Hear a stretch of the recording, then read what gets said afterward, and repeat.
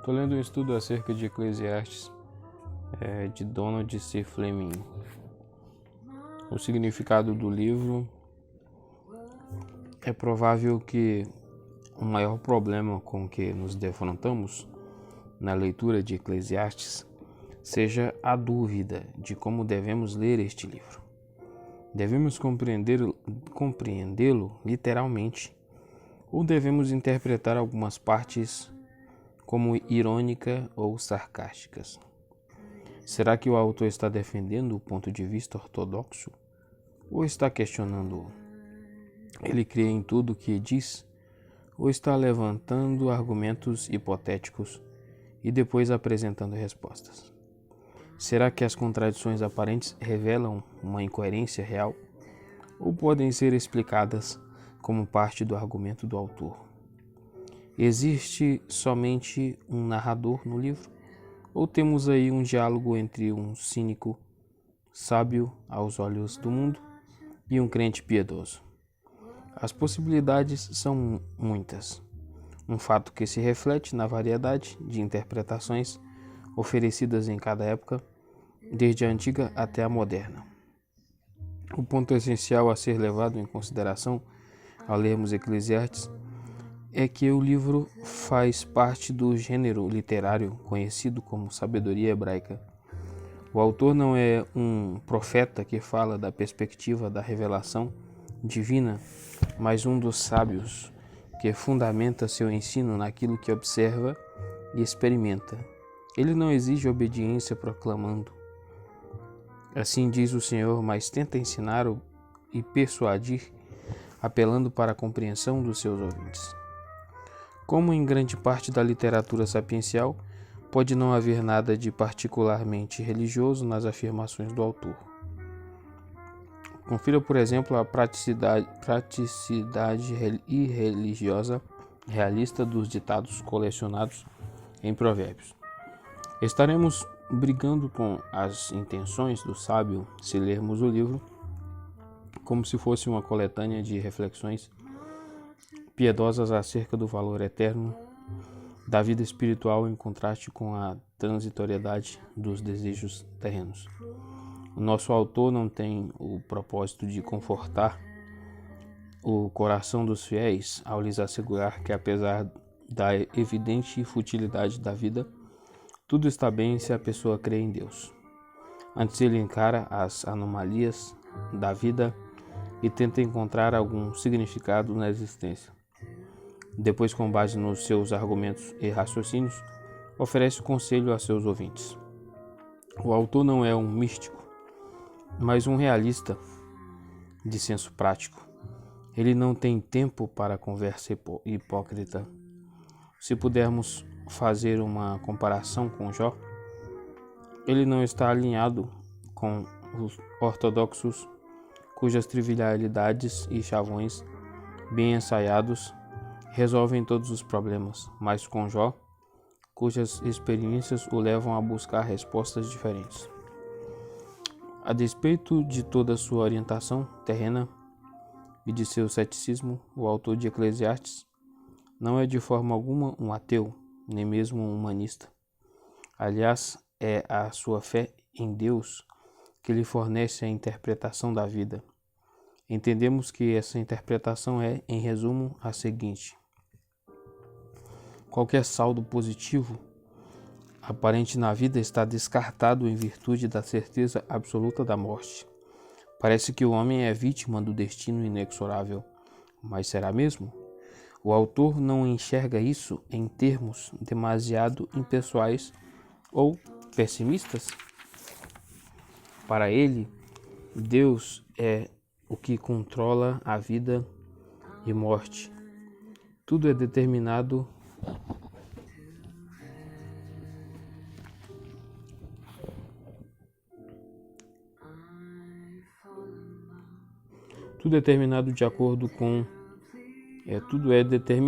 de acordo com seus propósitos. É verdade, esses propósitos talvez sejam incompreensíveis, mas isso não é motivo para desespero. O significado da vida pode até estar escondido no homem, mas o autor, apesar de seus momentos ocasionais de frustração, nunca duvida realmente de que esse significado exista de fato. A tarefa do homem não é ir à procura do que Deus reservou para si mesmo, mas desfrutar do que Deus deu ao homem, ou seja, a vida. Por isso, que o homem não encare a vida com pavor, mas com alegria. Que ele encontre prazer no mundo que Deus criou para ele e todas as suas atividades nesse mundo. Não, no entanto, no sentido de que se abandone à busca do prazer em si, sem consideração por valores mais elevados, mas no sentido de que aceite a vida, tanto com os seus aspectos positivos, quanto com os seus aspectos negativos, como um presente de Deus, o Criador. É necessário que haja moderação e autodisciplina, mas a atitude fundamental da pessoa deve ser positiva. O que o autor está recomendando é o desfrutar intenso e não a resignação passiva, pois uma vez que a pessoa se declarou a favor de Deus, precisa fazer juízos acerca das questões que o confrontam no mundo de Deus. Que então ele encontra a sabedoria e não a loucura, a justiça e não a maldade, a vida e não a morte. Essas prescrições positivas são contrabalançadas, no entanto, por algumas observações solenes acerca das realidades do mundo comum à nossa volta. A insistência do autor no desfrutar apropriado da vida está fundamentada no aspecto de que a vida é curta e que foi dada por Deus como presente, e não porque os que fazem o bem são sempre recompensados e os que fazem o mal são sempre castigados. Ele sabe que isso não é verdade, mas mesmo que ele não consiga entender o agir de Deus, mais uma vez não o rejeita. Ele não consegue explicar como homens injustos têm permissão para prosperar, mas não perde a sua fé em Deus. Ele não afirma ter encontrado resposta para o problema do sofrimento e do mal, mas mesmo assim está seguro de que Deus é um Criador bom e que no desfrutar dos presentes dados por Ele, o homem pode encontrar ao menos algum significado na vida. O autor rejeita a sabedoria tradicional dos sábios com as suas soluções bem ordenadas para os problemas da vida e suas condições inabaláveis a respeito de como e por que Deus age. A sabedoria mais elevada que o homem pode alcançar é encarar o fato de que ele é meramente uma criatura e que a verdadeira sabedoria está somente em Deus. Deus é o soberano e criador. É sobre esses dois fatos básicos, sem desenvolver em mais detalhes a sua teologia, que o autor constrói sua filosofia de vida. Autoria e data. O nome Eclesiastes é uma transliteração em português do título grego dado ao livro pelos tradutores da Septuaginta. A palavra hebraica da qual os tradutores derivam este título é Kohelet, o nome com que o autor do livro se intitula. É difícil saber o que o autor tinha em mente quando escolheu Kohelet como seu pseudônimo. A palavra está relacionada a convocar ou reunir uma congregação. Possivelmente significava alguém que convocava, ou mais provavelmente quem falava a um encontro de pessoas, e daí via o grego Eclesiastes. O conhecido título em português, o pregador. Se era pregador, então ele era, no mínimo, um pregador bem heterodoxo e não convencional. Outras sugestões, como filósofo, orador, argumentador ou professor, provavelmente são descrições mais próximas da posição adotada pelo autor. Tem havido muita disputa acerca da identidade do autor. Hoje, praticamente todos os estudiosos do Antigo Testamento, até os mais conservadores, são da opinião de que um rei que viveu no século 20 a.C. não pode ter sido o autor de Eclesiastes.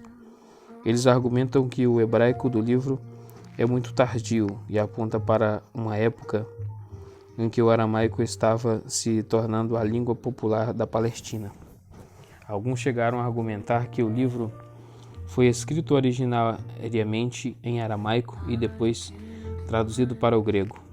Gorgias, no entanto, argumenta de forma convincente contra esse ponto de vista, acrescentando a sugestão de que o autor muito provavelmente falava tanto aramaico quanto hebraico, mas que escreveu as suas eruditas palavras em hebraico, embora com uma coloração aramaica, palavras e construções aramaicas hebraizadas. Além da ocorrência de palavras emprestadas da língua persa e da evidente influência grega sobre a língua, parecem apoiar uma data de composição do livro em algum ponto dos séculos 4 ou 3 a.C. A tradição da autoria de Salomão se originou nos detalhes biográficos dos 2 primeiros capítulos. Parece que o nosso autor seguiu a prática comum de se identificar com alguma pessoa importante para acrescentar peso ao seu argumento. Nesses 2 capítulos ele se coloca na posição de Salomão, embora se deva observar que em nenhum lugar ele se chame de Salomão, cuja sabedoria, diligência, riqueza e estilo geral de vida fornecem ao autor um pano de fundo apropriado para suas reflexões introdutórias acerca do ditado, possivelmente também de Salomão. Vaidade de vaidades, versões tradicionais. Que grande inutilidade NVI. Essa seção 1.12 e 2.26 é apenas uma das muitas peças literárias breves que o autor colecionou nesse livro. Composição e estilo a seguir. E é somente nessa seção que ele assume a identidade salomônica. Seus comentários incisivos em outros pontos do livro acerca da injustiça, tolice, opressão e crueldade dos governantes dificilmente refletem o ponto de vista do rei. A autoria anônima não é empecilho para nossa compreensão do ensino do livro. O valor de um livro deriva da veracidade inerente a ele e não do nome do seu autor. Pouco se sabe da vida pessoal do autor. Sendo um dos sábios, sem dúvida pertencia à classe superior e muito provavelmente vivia em Jerusalém. Observe sua pressuposição de que seus leitores frequentavam o templo e sua familiaridade com a vida nos escalões mais altos do governo. Ele provavelmente ensinava em uma das escolas de sabedoria da cidade, e esse livro indica um pouco de conteúdo e do estilo do seu ensino. Concluímos dos seus escritos que era observador perspicaz, uma pessoa sensível, embora ao mesmo tempo tivesse gosto apurado pelas coisas boas da vida. Tinha ampla experiência da qual extrair ilustrações para os seus ensinamentos. Seus comentários nostálgicos do desfrutar da juventude e a descrição comovente do declínio da velhice sugerem que ele tenha escrito o livro no final da vida. Composição e estilo. Precisamos admitir que o autor de Eclesiastes não fez nenhum esforço para resumir seu ensino na forma em que o esboçamos. Em algumas partes do livro parece ter pouca progressão lógica de pensamento, sendo como parece uma coletânea de algumas de suas reflexões filosóficas do livro da sua vida.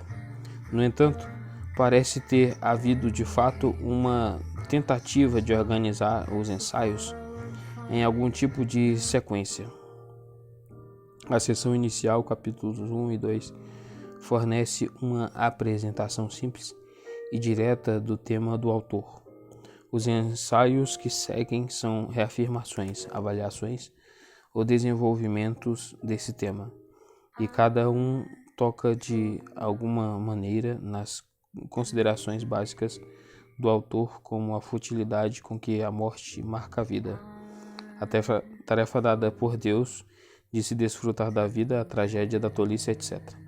Há variações de estilo entre um ensaio e outro.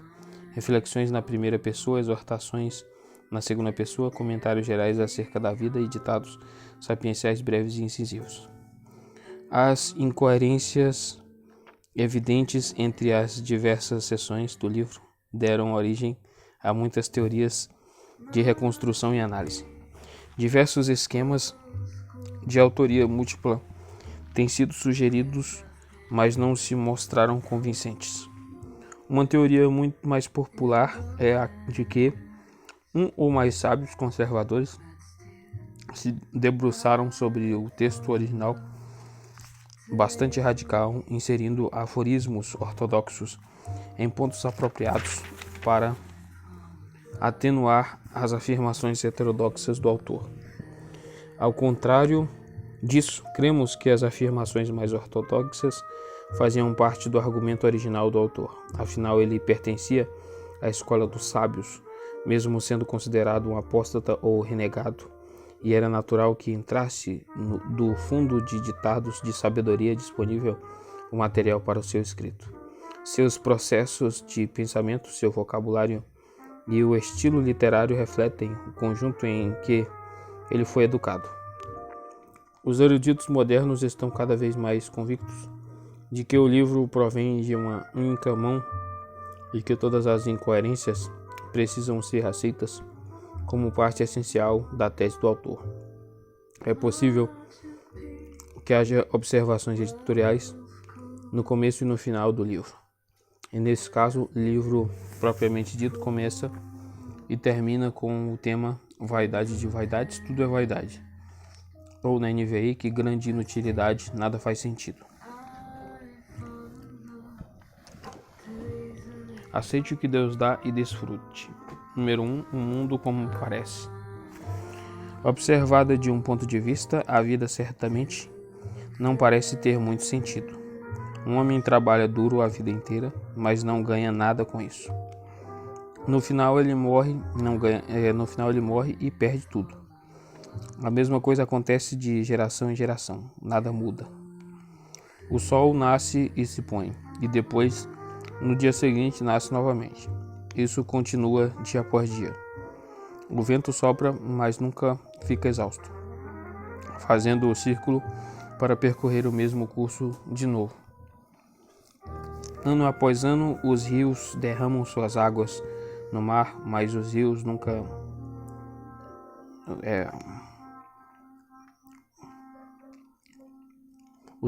secam e o mar nunca se enche. Nada existe a não ser o movimento constante e enfadonho, mas nada muda de verdade, nada satisfaz. O passado vai se repetir no futuro, mas o passado logo é esquecido e o mesmo destino aguarda o futuro.